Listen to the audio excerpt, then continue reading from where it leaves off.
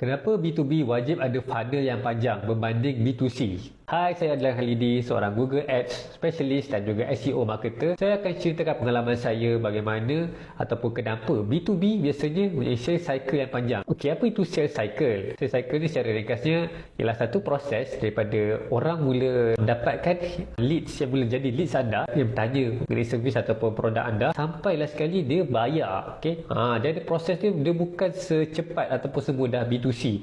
Sebab B2C ni mungkin anda jual produk harga RM10, RM20 dan bila orang tanya harga, anda cerita sekian dan orang okey, saya jadilah nak beli. Contohnya kan. Maksudnya kalau anda nak beli air kan, nak beli burger tepi jalan, anda tak tanya panjang, anda dah tahu dah harga air ni RM5, harga burger ni RM10.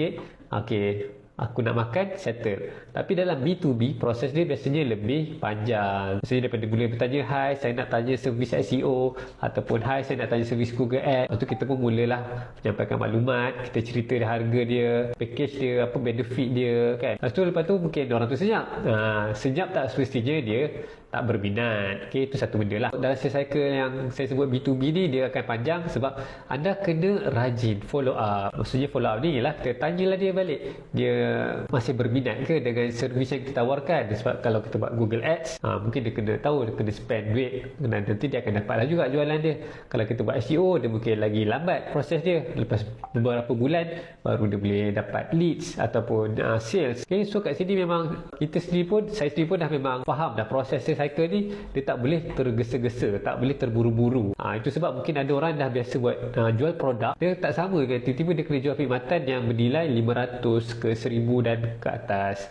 Sebab dia sales cycle memang lagi panjang. Orang akan survey beberapa provider. Macam orang nak tanya Google Ads, orang akan tanya saya, lepas tu dia akan tanya marketer lain, dia akan tanya marketer A, B, C dan sebagainya. Last sekali dia tergantung pada siapa yang follow up, siapa yang boleh memberi nilai yang terbaik pada setiap kos yang dia invest untuk marketing. Itu salah satu sebab kenapa sales cycle dia panjang. Biasanya itulah mereka nak pastikan mereka dapat dengan orang yang betul. Kedua, biasanya mungkin kita tak cerita sangat, iaitu kalau anda deal dengan syarikat yang lebih besar. Tadi saya cerita tu kalau kontak syarikat yang kecil ataupun anda deal direct dengan owner dia. Tapi kalau syarikat besar, GLC, MNC dan sebagainya, mereka ada level of approval.